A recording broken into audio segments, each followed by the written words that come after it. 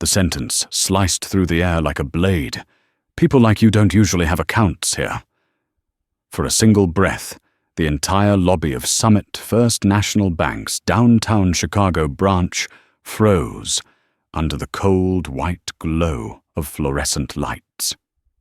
Dr. Maya Collins stood tall in her deep blue blazer, the warm shimmer from her Patek Philippe watch reflecting across her cheek with a calmness so controlled it bordered on terrifying. At 42 years old, she was a black CEO, leading one of the largest financial conglomerates in the northern region. Yet, in that moment, she was still just a woman being dismissed inside the very bank she oversaw. The feeling was familiar. The tightening in her throat, her spine pulled straight like a drawn string, that slow burn spreading beneath her skin. But today was different. The balance of power was about to shift in ways no one there could predict. Karen Whitfield's Hestuate. The branch manager stood behind the counter with the confidence of someone accustomed to wielding authority.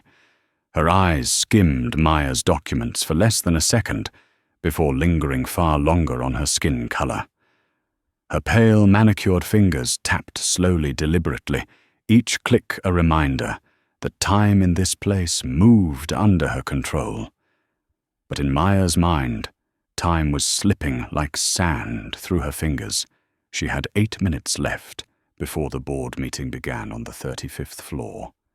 In the corner of the lobby, 21-year-old Korean-American student Lily Park was setting up to film a TikTok video about saving money at the bank. But within 3 breaths, what caught her attention wasn't her assignment. It was the icy tone of Karen's voice and the unnervingly calm expression on Maya's face. Lily instinctively raised her phone toward the counter. The live stream went live. The viewer count jumped from 12 to 89, then 234. "I need to withdraw $50,000, Maya said, her voice warm and steady, holding on to a near supernatural composure. "I have identification, authentication codes, and an account that has been active for more than 12 years. Karen raised an eyebrow, her expression a mix of condescension and reluctant courtesy. "This amount requires additional verification, especially for someone like you." Each word was coated in acid. From behind, Maya could hear Lily gasp. That was when Karen pressed the call button for security. Andre Miller, 28, approached with tension in his shoulders. He had seen scenes like this many times. A black customer labeled a problem, a white employee invoking procedure, something deeply abnormal treated as normal. But Maya was different. The way she looked directly into his eyes without fear, without anger, with a stillness so sharp it unsettled him, made Andre feel he was witnessing something far larger than himself. "What else do I need to complete this transaction?" Maya asked again. Karen's lips tightened before she released a sentence that cracked like a whip. "Your funds may be questionable, money laundering illicit income, potential criminal activity. We must protect the bank from risks, a blow that didn't need to touch skin to wound." Still, Maya did not retreat. She felt the heat in her chest cooling into something else, something precise and razor sharp. "Are you implying suspicion because I am a black woman?" Karen exhaled sharply, the kind of sigh used by someone who still believed they held the upper hand. "I'm just saying, people like you." The lobby erupted into a silent explosion. Andre's eyes widened. Lily's mouth fell open. Several customers stopped moving entirely, phones rising instinctively. The live stream passed 1,000, then 2,000, then 3,800 viewers. Maya didn't move, but her stillness made Karen unravel even faster. Some people, Karen snapped her voice, cold and crisp, need to know their place. This is a reputable financial institution. Maya tilted her head. My place. It wasn't anger this time. It was the sharp clarity of someone far too familiar with being underestimated. Where exactly do you believe my place is? Karen had no answer. A heavy silence dropped over the entire lobby like a concrete wall. Lily's hands trembled as the viewer count hit 5,600. Comments flooded the screen. Oh my God, this is going viral. Record everything. This is blatant discrimination. Maya glanced at her watch, only a few minutes left. But this wasn't just about $50,000. It wasn't just personal.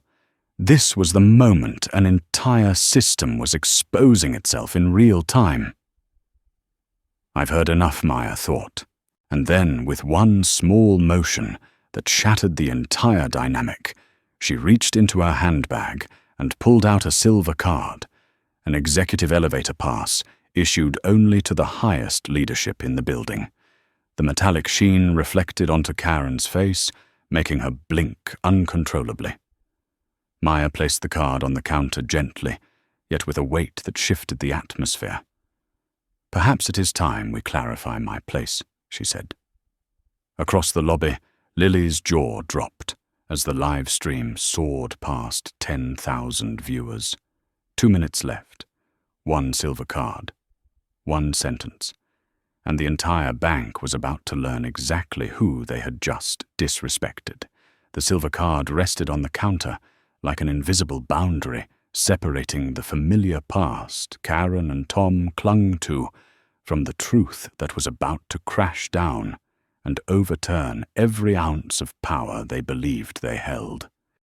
Karen stared at it, then at Maya, suspicion flickering with a hint of confusion, but her ingrained arrogance pushed out a short, awkward laugh. And what exactly does this card prove? She asked, her voice attempting to maintain superiority. Maya didn't answer. She simply nudged the card slightly closer, as if offering Karen one last chance to understand on her own. But Karen shook her head, dismissing it with a flick of her hand, determined to treat it as nothing more than a flashy attempt by an entitled VIP. If you think a shiny card lets you bypass protocol, Karen said, her voice rising to mask the fear beginning to pool beneath her skin, then you are mistaken. This is a reputable bank. We do not adjust regulations just because someone wants to feel important. A small O rippled from the customers behind her, the kind of collective gasp that happens when a situation tilts beyond anyone's expectations.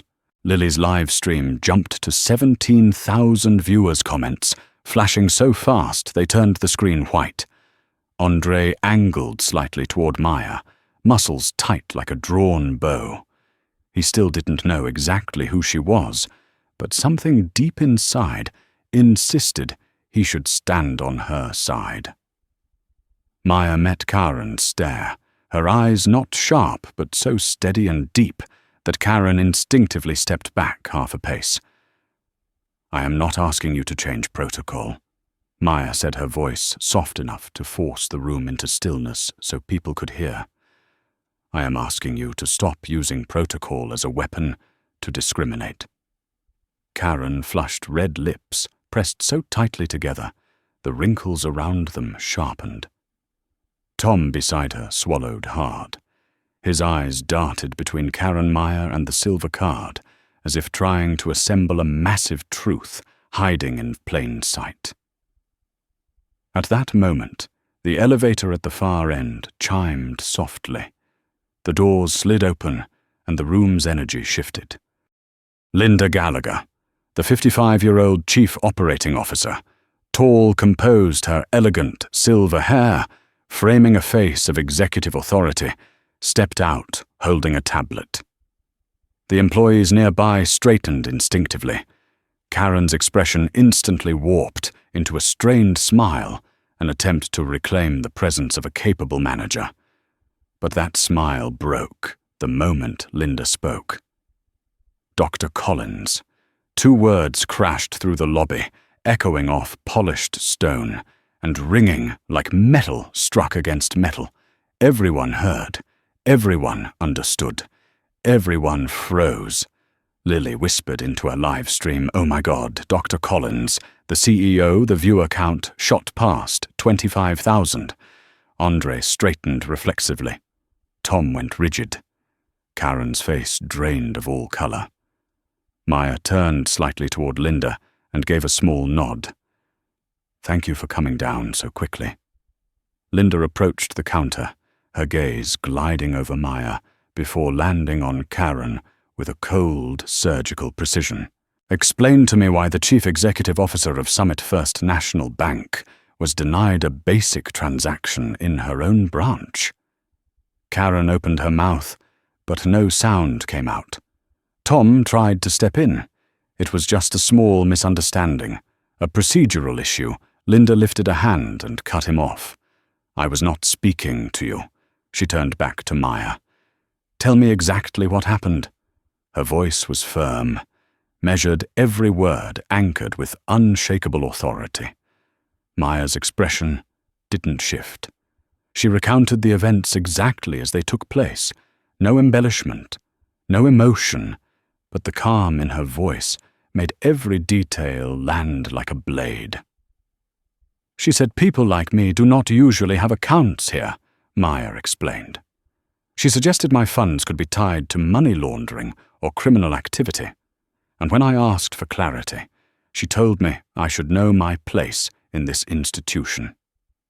Karen blurted out, "I did not." But Lily raised her phone higher and said, "It is all in the video." Linda didn't look at Lily, but the slight nod she gave acknowledged the undeniable evidence. She turned back to Karen with a smile so faint it felt dangerous. "It appears this situation will require more than internal review. It seems social media is already deeply invested."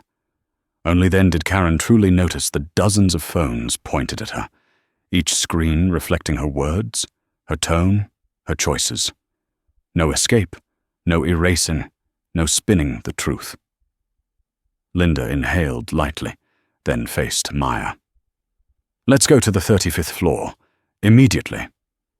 Karen hurried after them, panic clinging to her like a shadow. But Maya paused, turning toward the lobby. Her gaze met Lily's camera, 32,000 people watching live. She spoke quietly, but her voice carried through the breathless silence. Some systems only change when the truth is seen. In that instant, the live stream exploded past 40,000 viewers, marking the exact moment the bank's balance of power began to collapse, triggered by a single sentence, a single silver card, and a woman who refused to step back. The elevator doors closed behind them, sealing in a heaviness so dense it felt capable of squeezing the air from their lungs. Karen stood pressed against the wall, her fingers interlocked so tightly they blanched white, her eyes darting between the floor and the ceiling, avoiding Maya's gaze as if it were a truth circling dangerously close. Linda stood upright, tablet in hand, her expression no longer angry, but so cold that it made Karen shiver. Maya was the opposite, calm, breathing evenly, as if everything that had unfolded downstairs was merely a passing moment in an ordinary day. But beneath that calm, a fire burned, not a fire of rage, but of a woman who had been underestimated far too many times inside a place where fairness was supposed to be non-negotiable. When the doors opened on the 35th floor, the atmosphere shifted sharply. The space was wide and bright, with glass walls revealing the sweeping skyline of Chicago, and a long walnut conference table polished to a mirror's shine. Soft golden lights reflected on their faces, creating an air of ceremony and illuminating every truth waiting to be spoken. Linda motioned for Karen to sit across from Maya. Karen moved stiffly, like someone approaching a sentence. Maya placed her phone on the table, the screen still glowing, a silent reminder that the truth lived not only within these walls, but also downstairs in a live stream with tens of thousands of viewers. Tom entered a beat, late his expression rigid, fully aware that he would not escape this unscathed. Linda opened her tablet, swiped once, and a number appeared. 42,800 viewers are watching the video live, Linda said, her voice devoid of emotion. Karen jerked in her seat, her hands trembling so fiercely the table vibrated. No, that cannot. I did not. You did, Maya replied, her calmness cutting deeper than anger ever could. Everything was recorded. Linda turned the tablet toward Karen. Comments flooded the screen like a storm. Fire her clear discrimination. Take responsibility. Manager treating the CEO with bias.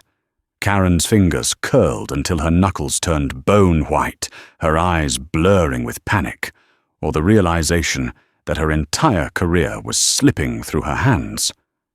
Linda clasped her hands together. Now tell the truth, she said. Why did you deny a transaction to the CEO of the very bank you work for? Karen reacted instantly, like someone cornered. I did not know she was the CIO. Nobody told me. And Maya cut in. And if I were not the CEO, your refusal would still be correct. Karen faltered, her breaths shallow. I was only following protocol that includes calling security, because a black customer requested to withdraw their own money. Maya's voice was not loud, but the weight of the truth pressed into every syllable. Karen stammered, I was only suspicious. Linda swiped to another page. Rows of statistics appeared. In the past 6 months, your branch has received 17 discrimination complaints. Your customer retention is lower by 23% compared to the system average. The number of clients leaving your branch, citing service attitude, is the highest in the state. Karen's mouth fell open, her eyes widening in horror. I did not know. I never thought you didn't think, Maya said, or you didn't want to think, Karen broke. Tears spilled as she choked out, I didn't mean to. I assumed. Tom forced himself into the conversation. Honestly, we get so many difficult customers. Sometimes we overreact, maybe too much. Linda turned to him with a gaze sharp as shattered glass. Difficult customers, or customers with different skin colors. The impact of her words hit him like a blow to the chest. The silence that followed thickened the air until the massive room felt small, compressed by truth. Then Maya shattered the silence with a soft, devastating sentence. I have lived this thousands of times, at airports, in hotels, in restaurants, but I never imagined it would happen inside the bank I led. Karen broke into sobs. I am sorry, I am so sorry. Apologies do not fix harm, Linda said. Change does. Maya nodded, then placed a folder on the table. You have 3 options, she said. Karen held her breath. Tom froze behind her. First, Maya said, your contract is terminated immediately, without benefits, without a reference letter, and your file goes straight to the legal department. Karen collapsed slightly, as if her bones had dissolved. Second, Maya continued, you may resign, receive a neutral reference letter, and enter mandatory bias rehabilitation. Karen's shoulders shook. Or third, Maya said, her voice slow, sharp, heavy, you stay. But everything changes. You will face yourself, the system, and the damage you have caused. And you will rebuild from the ground up. Karen looked at Maya with red, trembling eyes, like someone teetering on the edge of a cliff. Why, she whispered, why would you give me a third option? Maya held her gaze, her eyes filled with a strength Karen had never witnessed in any leader before. Because firing one person does not heal a system, Maya said. But changing one person might change everything. Linda nodded, solemn and firm. And now Maya concluded, you choose whether you remain part of the problem or become part of the solution. In that room, high above Chicago, with the city stretched below like a vast mirrored truth, Karen Whitfield understood that her choice would not only determine her own future, it would become the first fracture in the cultural earthquake Maya Collins was about to unleash across the entire banking system. Karen sat frozen like a stone, slowly cracking under the weight of truth. The warm ceiling lights reflected in her swollen, reddened eyes, turning them into two cloudy pools that could no longer hide despair. The air in the 35th floor conference room remained suffocatingly still, as if the entire building were holding its breath, waiting to see which path she would choose. Tom stood behind her hands, twisted together, face pale. Linda observed quietly, offering no pressure, yet radiating an authority that made every word spoken in the room demand honesty. Maya sat upright, neither rushed nor lenient, her gaze steady, as a beam of light shining into the deepest part of the person sitting across from her. Karen tried to speak, but her voice was so faint it sounded like a breath rather than a word. She attempted to straighten up, then collapsed again when her trembling hands failed to support her. I do not want to leave Maya, waited her expression, calm but unyielding. But I am afraid, Karen continued the next stair, sliding down faster than the last. I am afraid I cannot change. I am afraid people will see me as a racist. I am afraid the whole world will know everything about me. Linda tilted her head slightly, her voice sharp as a thin blade. They already do. Karen inhaled sharply, as if her breath had been ripped from her chest. Maya didn't interrupt.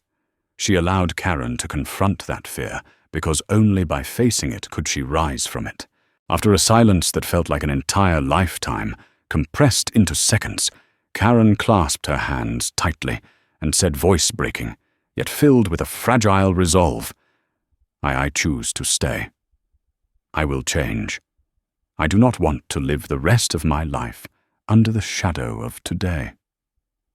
Maya nodded slowly and deliberately. It was not acceptance, but acknowledgement of the significance of the decision. If that is your choice, Maya said, then we begin. Linda opened a thick folder in front of Karen, turning pages one by one, the gesture resembling the presentation of a sentence or a blueprint for rebirth. First, a 2-week unpaid suspension, Linda said. During that time, you will complete 40 hours of unconscious bias, training customer psychology sessions, and power dynamic awareness in service. Karen nodded quickly, as if afraid the opportunity would vanish if she hesitated even 1 second. Next, Maya continued, you will attend 3 community listening sessions, where customers share their experiences with discrimination. You will listen. No arguing. No defending. Karen swallowed hard, fully aware of how difficult such sessions would be. Yet she still nodded. You will also work with the legal department to review past complaints, Linda added. We need to determine how many customers were affected. Karen's face drained of color again, but she offered no resistance. Maya slid a thick binder toward her, and finally Maya said, her voice dropping into a tone that was firm, weighty, unbreakable. You will work directly with me for 3 months to help build a new standard, the Collins Protocol. Karen looked up, and for the first time in the entire conversation, a faint glimmer of disbelief crossed her eyes, a spark of hope. I have a role in that. You will not be the one writing it, Maya said. But you will be the proof of it. Your transformation will be the clearest message to the public that this system can correct itself. Karen placed a hand over her chest as if trying to keep her heart from falling out. Tom, witnessing everything, inhaled deeply, partly out of fear, and partly because he sensed something powerful taking shape, a form of leadership that did not draw authority from titles, but from the ability to make others want to become better versions of themselves. Maya rose from her seat, a decisive motion. When an organization fails, she said, firing someone only cuts off a branch, but rehabilitation changes the roots. Linda closed the folder with a firm snap, the sound marking the end of Karen's old chapter. Starting tomorrow, Linda said, you will officially begin the program. And remember, everything you do from this moment on will be visible not only to us, but to every customer and the entire community. Karen nodded this time, deeply and firmly. She understood this was no longer an opportunity to keep her job. It was an opportunity to repair her life. Maya picked up her phone, her eyes flickering with a rare steel-like determination. And now, she said, let's turn this crisis into a milestone. Linda looked at Maya, then at Karen. We begin the reform. When the three of them stepped out of the conference room, the atmosphere in the hallway felt transformed, the late afternoon light spilling through the glass panels, making everything shimmer as though it had been washed clean. And at the far end of the corridor, a row of news cameras waited. Karen took a long breath. Maya stepped forward. Linda walked beside her. This was no longer just another meeting. This was the birth of the Collins Protocol. And from this moment on, the truth would not only be seen, it would become action. The conference room doors opened, and the scene outside hit them like a wave. A line of cameras stretched from the hallway to the lobby, flashes erupting like an electrical storm, reporters crowding forward with microphones raised, hungry for answers. Maya stepped out to rest, her face calm, as if she had anticipated this moment from the instant Karen uttered the words, "People like you." Linda walked beside her, sharp-eyed and steady, anchoring the trembling employees who followed behind. Karen stayed at the rear of the group, her hands clenched tight, her heart pounding so hard it felt ready to burst. Earlier she thought her career was standing at the edge of a cliff. Now she was standing at the very lip of an abyss, with the eyes of the world pointed directly at her. A reporter shouted, "Dr. Collins, what happened at this branch? There are accusations of discrimination. Can you confirm?" Maya stopped, tilted her head slightly, and the entire hallway fell into a silence so complete it felt like someone had muted the whole building. "I confirm it," she said, her voice low, resonant and sharp, like a cathedral bell. A customer was treated unfairly. That customer was me. The silence exploded into an eruption of shouts, camera clicks, and frantic murmurs. Karen lowered her head, her entire body shaking, as if she had just received the final blow. But Maya lifted her hand gently, signaling for order. However, she continued, her tone softening like velvet. An organization is not defined by a single day's mistake. It is defined by how it chooses to repair that mistake. Luke Patterson, a CNN reporter, pushed forward. "Dr. Collins, how will you handle the branch manager? Termination, reassignment, legal action." Maya glanced briefly at Karen, and Karen felt her heart stop for a beat. But instead of delivering a sentence, Maya said something that stunned every reporter in the hallway. "This is not a story about punishment. This is a story about transformation." The hallway went stone silent. Maya went on, "Instead of firing, we are launching a comprehensive reform program called the Collins Protocol. It is designed to train, supervise, and transform how the financial industry treats its customers. People do not change by being removed. People change when they are given the opportunity to confront themselves. Karen looked up, tears spilling freely, not from humiliation, but from disbelief. Reporters immediately angled their microphones toward Maya. "But the public is furious," one shouted. "Aren't you afraid of being seen as too lenient?" Maya smiled, a small but powerful smile. "There is nothing weak about facing the truth," she replied. "There is nothing soft about changing something from its roots. Firing one person does not eliminate discrimination, but changing a system, changing the people within it, that is real strength." Linda nodded and added, "We will publicly share our plan, our data, and our progress with the press and the community. Transparency is the foundation." Another reporter called out, "And what about Ms. Whitfield? What is her role in this reform?" Karen stiffened, bracing herself for judgment, but Maya's answer came slowly clearly, each word placed with deliberate weight. "She will be living proof that change is possible." A ripple of astonishment spread through the crowd. This was not the answer anyone expected. Maya concluded, "Today's story will not end with blame. It will begin with responsibility." After addressing a flurry of questions, Maya moved into the grand lobby. Hundreds of customers, employees, and bystanders watched in silence. As she walked, the whispers, the stares, the held breaths all converged into a single current of energy. Then something unexpected happened. People began to clap. Not loud, explosive applause, but slow, steady, deliberate, spreading one beat at a time, like the heartbeat of the entire building falling into rhythm.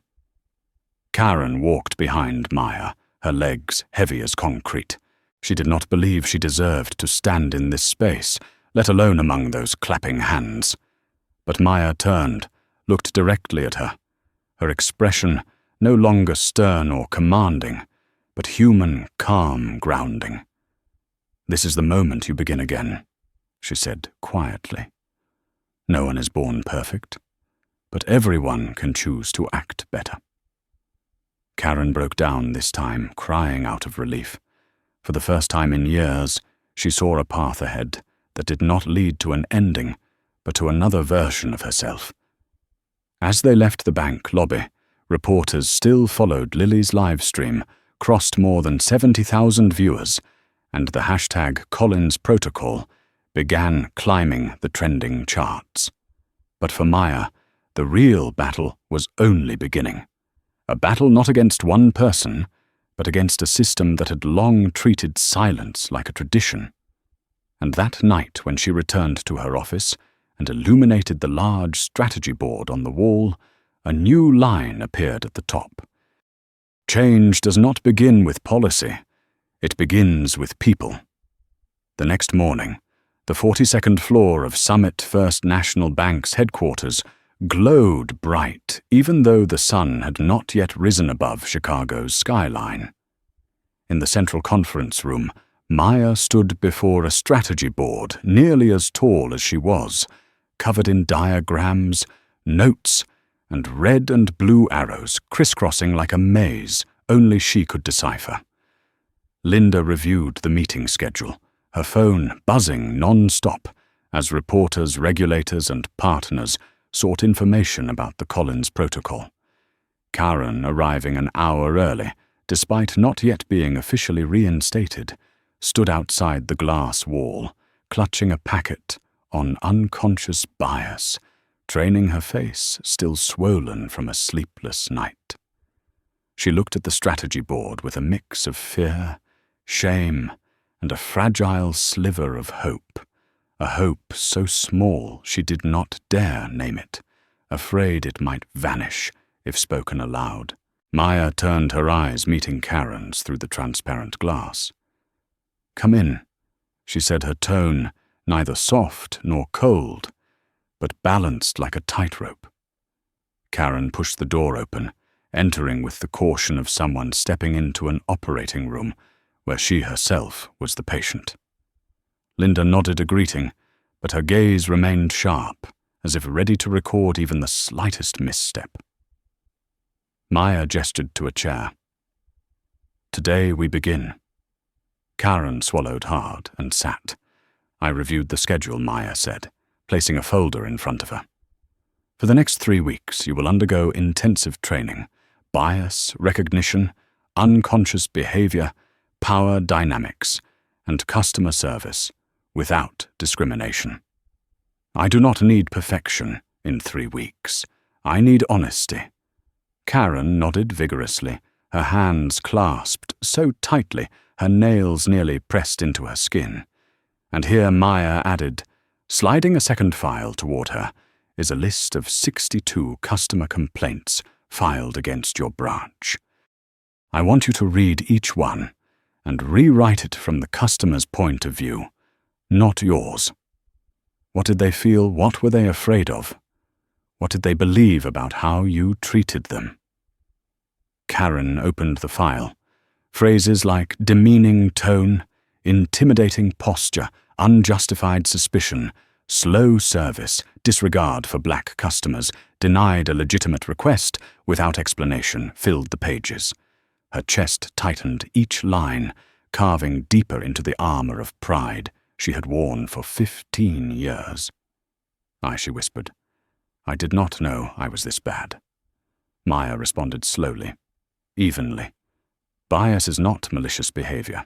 It is a habit repeated so often that we refuse to look it in the eye," Linda added. "And now you will look directly at it." Karen lowered her head, eyes blurring, but she did not look away. In that moment, Maya recognized that this transformation was not forced compliance. It was the collapse of an old worldview and the construction of a new one. Just then the door swung open, and Andre stepped inside, flustered. Dr. Collins, to Maya, smiled gently and motioned him in. "Sit, Andre. You will join the first part of the session."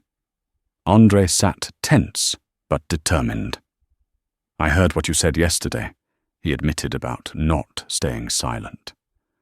"I think I want to learn how to do things right." Maya nodded.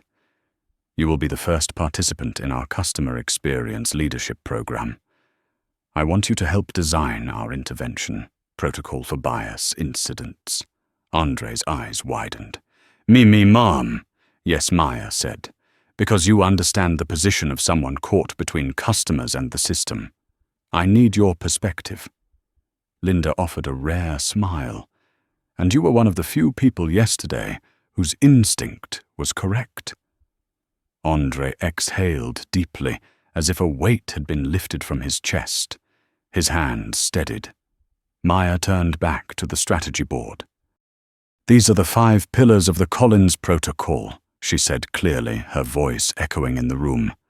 "Absolute transparency, data-based oversight, rapid intervention, mandatory training, and the restoration of customer dignity." Karen murmured. "Restoration of dignity," Maya nodded. "We are not only fixing employee behavior, we are repairing the experience of customers. Anyone who has been hurt must be seen heard and respected." The words struck Karen not as a blow, but as an awakening. Maya continued, "Every customer complaint will be logged by an AI system that analyzes tone expressions and word choice.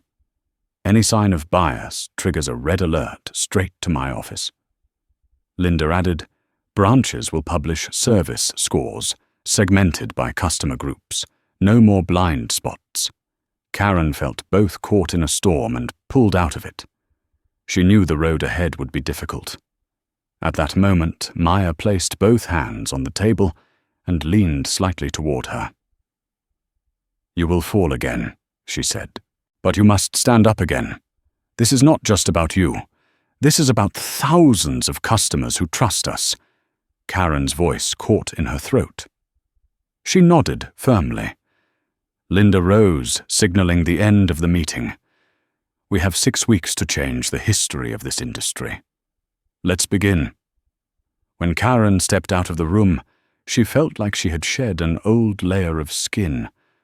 Andre walked beside her, visibly relieved, while Maya stayed behind, gazing at the strategy board. Every line, symbol, and plan pointed to one purpose: transforming this bank into a place where no one feared being judged for the color of their skin. And somewhere across sunlit Chicago, the story continued spreading like fire in the wind. But Maya knew true change didn't begin on social media. It began in this room, with a manager who broke, then stood up again, with a security officer willing to admit his mistakes, and with a woman who decided she would never stay silent again.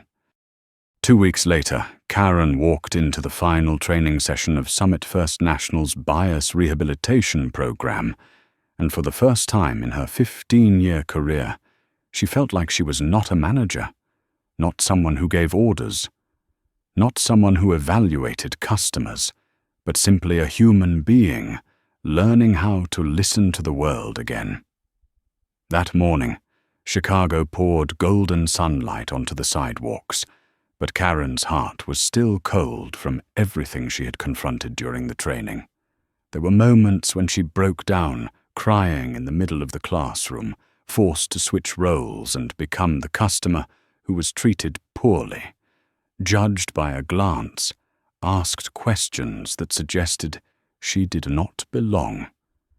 There were moments when she stood inside a small shop in the South Side just to feel what it was like for a white person to be told through silence that they didn't fit this neighborhood, and the shopkeeper's suspicious look cut deeper than any insult. Bias was not always a shout. Sometimes it was just a look, sharp enough to wound. When she returned to the branch, everything had transformed so quickly that Karen felt as if she was stepping into another world. A large dashboard behind the teller counter displayed real-time satisfaction scores by customer group.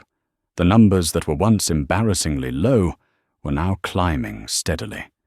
Employees stood straighter, smiled more, and no longer whispered behind customers' backs, like the old days when Karen still held the position of manager. Natalie, the young woman who had replaced Karen, now led the morning briefings with confidence, but without the tyranny Karen once believed was necessary to maintain control. Karen watched her with a strange blend of pride and regret. Regret that if she had learned compassion, sooner perhaps everything would have been different. Natalie greeted her with a warm smile. "You came back today, right?" "The final training session." Karen nodded. "Yes, and I think I finally understand things I refused to look at before." Natalie did not judge her, only nodded gently, understanding the weight behind those words. Andre approached next, now, wearing a grey suit instead of a security uniform, a nameplate on his chest reading Director of Customer Experience. "Look at me now," he said, half joking, half emotional. "I never thought I'd become management." Karen let out a genuine laugh, the first in a long time, that carried no defensiveness. "You deserve it. That day, you were the only one who really saw me." Andre gave her shoulder a soft squeeze. "Now my job is to see everyone who walks through that door." Maya appeared right then, not loudly, but with a presence that made the entire branch feel like it exhaled at once. She looked at Karen, her eyes holding no judgment, only expectation. Ready for the final part, Karen clenched her hands, then nodded. "I prepared all night." Maya signaled for the entire team to gather. "Today we complete the most important part of the Collins Protocol," she said. "Not the AI system, not the dashboards, not the intervention procedures." She paused, looking at each person, "but the ability to hear the truth from the people we once harmed." Karen felt her chest tighten. This was the part she feared most, facing customers who had filed complaints against her. The session was held in a small room at the back of the branch, where 12 customers had agreed to return after receiving a personal invitation from Maya. They entered white-black Latin Asian, each carrying emotions that had never been resolved. Karen stood before them, hands clasped her body, trembling slightly, yet she held her ground. A middle-aged Latin woman spoke first. "That day, you looked me up and down, like I wasn't worth anything." A black man followed. "I just wanted to cash a check. But you made me feel like a criminal." An elderly white woman, gentle but sad, said, "I asked you 3 times, but you wouldn't even look at me." I felt invisible. Each sentence sliced into Karen like a blade, peeling away every layer of excuse, every shield, every justification she had built over the years. Then Karen drew a deep breath, and for the first time in her life, her voice trembled, but was utterly sincere. "I was wrong. Not because I wanted to hurt you, but because I refused to see you as human. I am sorry, and I will never do that again." No one spoke for several seconds. Then the black man gave a small nod, a nod that did not erase the past, but acknowledged the effort of the present. Andre, watching from the corner, blinked rapidly, eyes reddening. Natalie smiled softly. Maya stood with her arms crossed, not proud, but peaceful, like someone witnessing real transformation take root. When the session ended, Karen stepped out of the room, feeling as though a heavy layer of armor she had carried for years had finally fallen away. She turned to Maya and whispered, "Thank you for not giving up on me." Maya placed a hand on her shoulder. "I did not save you," she said. "You saved yourself." That morning, Summit First National did more than operate better. It breathed differently, warmer, more human. And Karen, once the symbol of everything broken, now took slow, steady steps toward a new version of herself. 6 weeks after Lily's live stream hit tens of thousands of viewers, the Summit First National Bank branch in downtown Chicago had transformed so dramatically that regular customers paused at the entrance just to make sure they were walking into the right place. There were no more long, tense lines, no more suspicious glances from employees as customers stepped in, no more tired voices of people who had just been denied a transaction without understanding why. The bank felt brighter, warmer, and, in a strange way, safer. These changes did not come from a new coat of paint or updated furniture, but from the people themselves. Maya and Linda had designed a new system, but it was the staff who breathed life into it. In the center of the lobby, a large screen displayed the Customer Respect Index, updating every minute. Bar charts for race, age, and gender all sat comfortably in the green zone, a quiet but powerful signal that everyone was being treated well. The data was transparent, not flashy, but strong enough to keep every staff member accountable. Natalie, now the branch manager, stood beside the screen each morning, with her team reviewing the rare red indicators to identify root causes. She said with a confidence she had never possessed before, "We will not let any customer leave here feeling like they do not belong." Andre, dressed in a refined grey suit, guided a group of new employees around the branch, explaining how to read customers' emotional cues.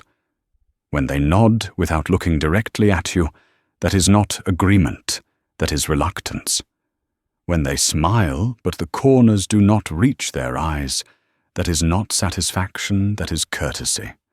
And our job is to make sure they feel truly welcomed. His words sounded more like a psychology lecture than a banking procedure, but that was exactly the spirit of the Collins Protocol service, based not just on transactions, but on emotion. Meanwhile, Lily, the student who had accidentally recorded the viral moment 6 weeks earlier, sat in the corner with her laptop open, filled with research notes.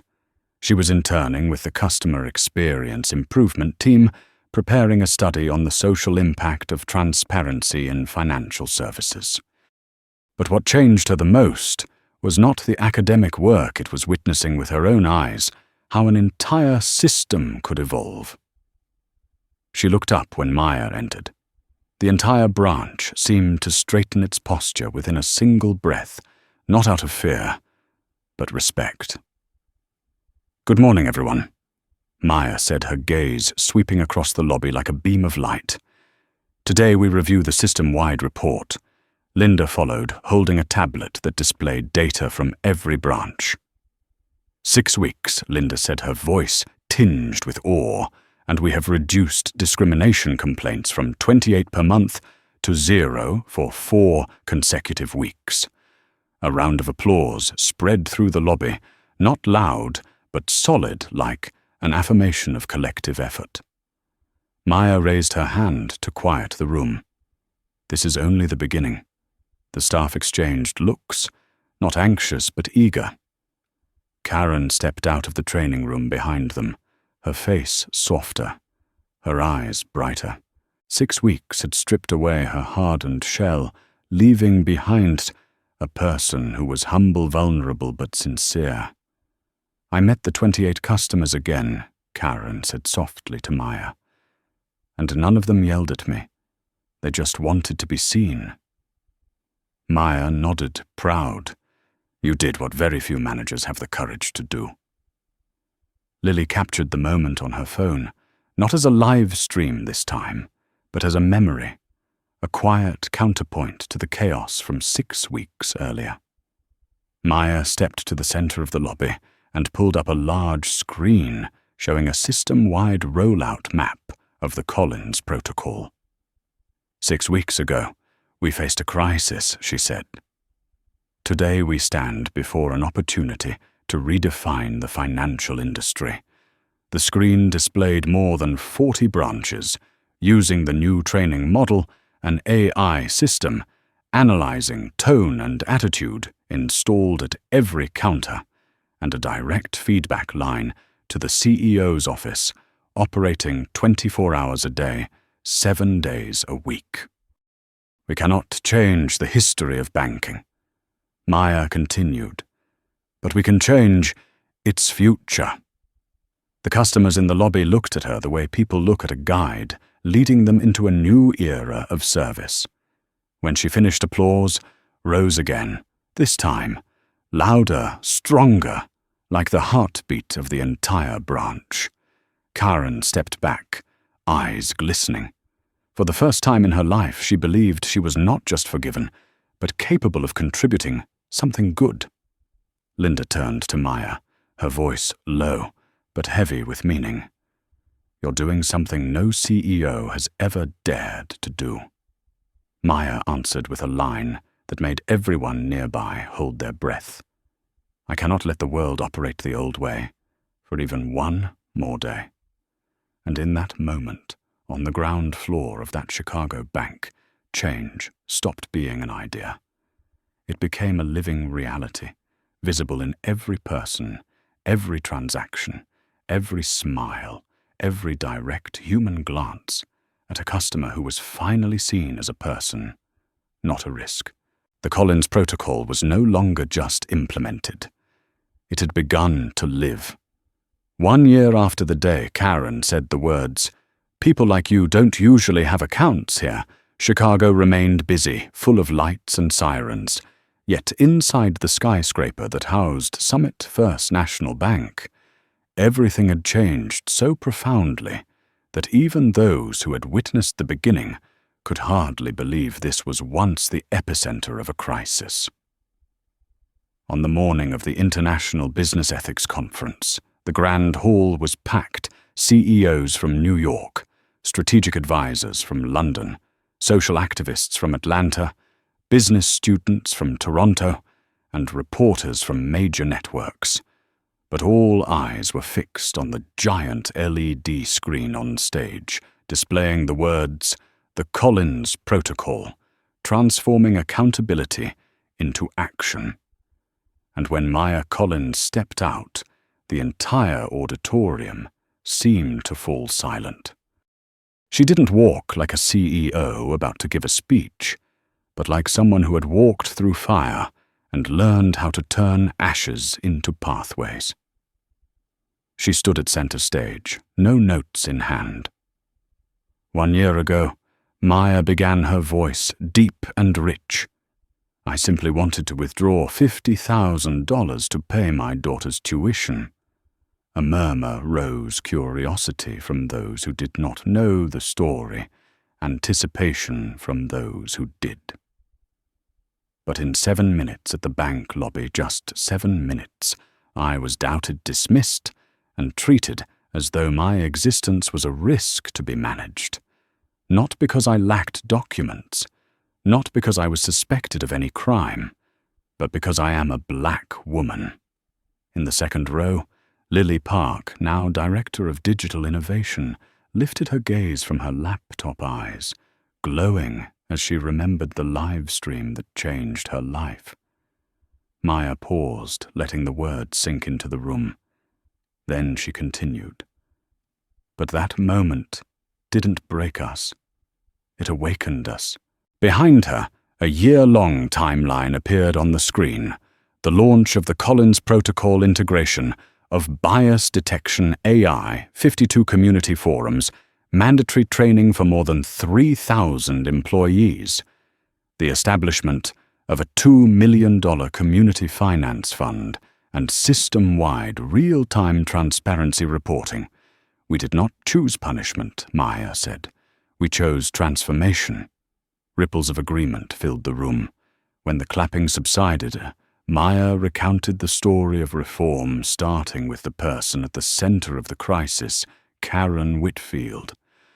Over 800 people listened as Maya described Karen's 40 hours of bias training, 28 face-to-face conversations with former complainants, 3 weeks of journaling, her emotional reactions to different customer groups, and dozens of sessions dissecting moments of disrespect, customers' invisible fears, and psychological barriers in communication.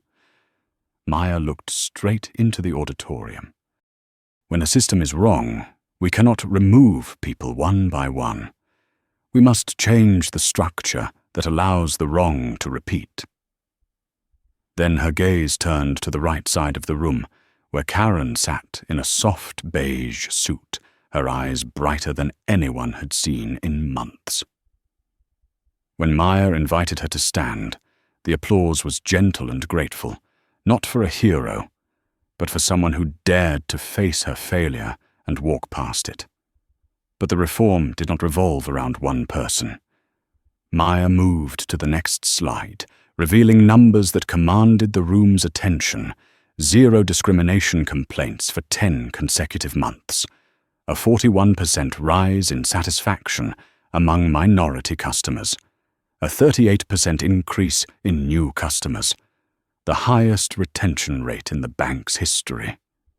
Linda joined Maya on stage, her voice sharp and energized. We did not just fix a branch. We built a new operational model for the entire financial services industry. She presented the real-time communication AI, the vocal stress analysis system, and transparency dashboards that illuminated every transaction. But what shook the room was not the technology.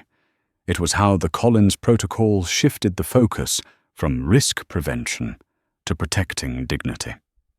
Linda said clearly, "We cannot know how much money a customer has in their wallet, but we can ensure they carry respect when they walk out." The audience rose, applauding, not because the phrase was elegant, but because it was true, something everyone knew, yet few had dared to make a guiding principle. Amara Johnson, a social activist from New York, raised her hand. "Dr. Collins, why do you think the Collins Protocol succeeded, where so many diversity programs have failed?" Maya responded instantly. "Because we did not start with lectures," she said. "We started with pain. A wave of murmurs swept through the hall. Training does not change people. Experiences that force them to face themselves do. Maya spoke of Karen visiting neighborhoods where she was the minority, experiencing suspicion directed at her simply for not belonging. She spoke of Andre, recognizing that his silence that day was a mistake, and how he became the first to intervene whenever bias emerged. She spoke of Lily, who went from an accidental live stream to a voice for a new generation using social media to bring light into places where systems prefer darkness. The crowd watched, as if witnessing a film about the rise of ordinary people who changed a system.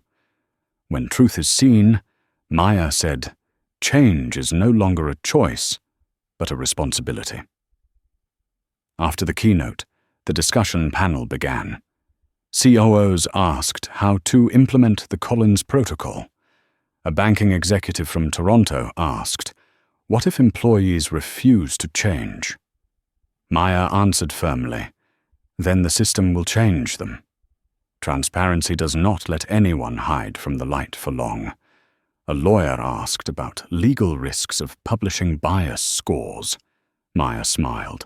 The greatest risk is not transparency. The greatest risk is the lack of it. A journalist asked, can the Collins Protocol be applied outside of banking? Maya replied instantly, it is meant for everywhere there are people. The room erupted in applause.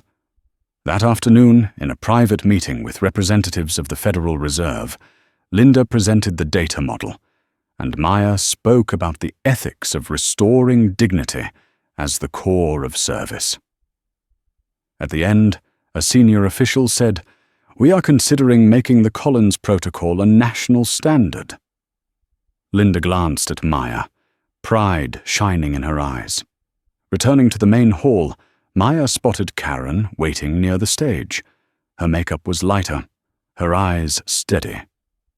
Karen approached Maya. I just received my new position, she said softly, head of regional bias prevention. Maya smiled. You earned it. Karen bit her lip, tears forming. Thank you for not erasing me from the system. Maya shook her head. I did not save you. I just showed you the door. You walked through it. Then Karen embraced her. A true embrace from someone who had been wrong, had fallen, had risen, and now chose to live right. At the end of the day, Maya stood alone before the glass wall on the 42nd floor, looking down at Chicago, glowing in the sunset. Golden light spilled across rooftops and cars streamed like blood through the city's veins. She thought about those 7 terrible minutes, about Lily's live stream, about Karen's words, Andre's silence, the tears of customers who had once felt invisible. Then she thought about what was coming. A future where banks were not symbols of power, but symbols of respect. A future where customers were seen not as transactions, but as human beings. A future where transparency was not a slogan, but a foundation. Maya placed her hand against the glass and whispered a sentence meant only for herself. We still have work to do. But this time it was not a sigh. It was a declaration, because she understood the Collins Protocol had not just changed a bank, it was changing a culture, and this journey had only begun. On an autumn evening in Chicago, when the streets were lit and cold winds swept through narrow alleys, Maya sat in her office on the 42nd floor of Summit First National Bank's headquarters, looking down at a city breathing in shades of amber and gold. The room was so quiet, she could hear the ticking of the small wall clock, a gift from her daughter, after she survived the biggest media storm of her life. But the silence wasn't empty. It felt like the opening breath of a new chapter, one neither Maya nor the bank could ever return from. When she unlocked her tablet, the system-wide report appeared filled with numbers she had once only hoped for, but never dared to imagine.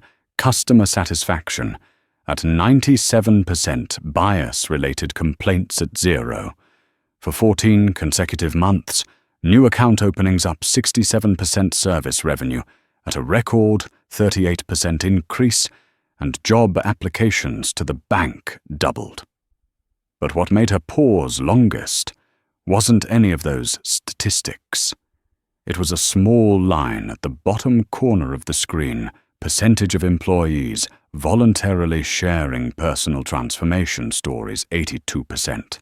That number was the soul of the Collins Protocol, because it proved the model wasn't just changing processes, it was changing people. As Maya was studying the screen, the door opened softly.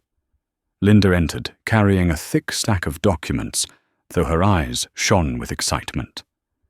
"The board just approved Phase 2, she said.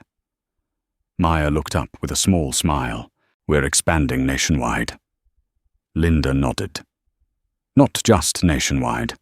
3 international banks want to partner, and the Federal Reserve is considering making the Collins Protocol a mandatory standard for major financial institutions." Maya leaned back in her chair and exhaled a long breath she didn't realize she had been holding all day. "Sometimes," she said, "I still remember the moment Karen told me, 'People like you don't belong here.'" Linda's expression softened. "Do you know what amazes me most?" Maya lifted her gaze. "Not that you turned an insult into an industry-wide reform, but that you didn't choose revenge." Maya let out a quiet laugh. "Revenge is how pain responds. Transformation is how the future responds." A knock interrupted them.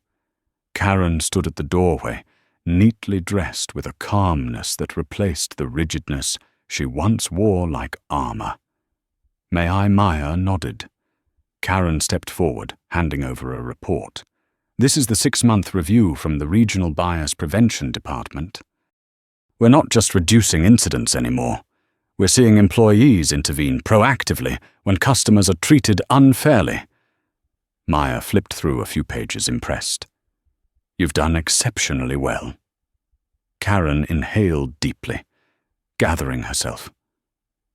"Dr. Collins, I want to thank you.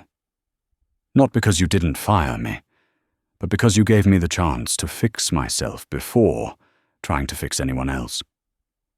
Maya rested a hand on her shoulder. "You don't owe me thanks. You did the hardest part, looking at yourself." Karen's eyes glistened, but she nodded firmly, knowing what she had now wasn't the result of mercy, but of effort. As Karen left, the next person to enter was Lily, now taller, more confident, sharp-eyed, yet still carrying the spark of the student who once accidentally started a historic live stream.